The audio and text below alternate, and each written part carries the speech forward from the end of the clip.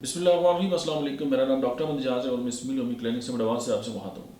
हमने एक series start किया कि जिसमें हम जो है वो होम्योपैथी जो फॉर्मुलेशन है उस पर हम बात करते हैं।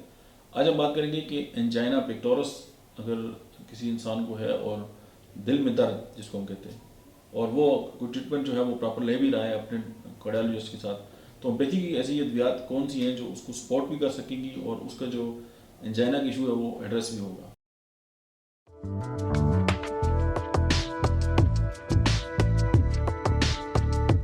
और मैं ये आपको बड़े वसूख से ये बात कहता हूँ कि अगर आप ये फार्मूला इस्तेमाल करेंगे तो आपको बहुत अच्छा लगेगा।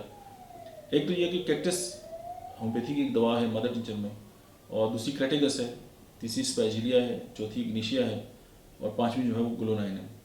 आप जो कैक्टस और जो क्रेटिगस है ये दोनों मदर टिंचर में इस्तेमाल करें, 1x में जो अवेलेबल है आती है आप उनको ले लें। उसके बाद जो बाकी मेडिसिन है वो आपके पास अगर 6 पोटेंसी में अवेलेबल है तो सबसे बेस्ट है।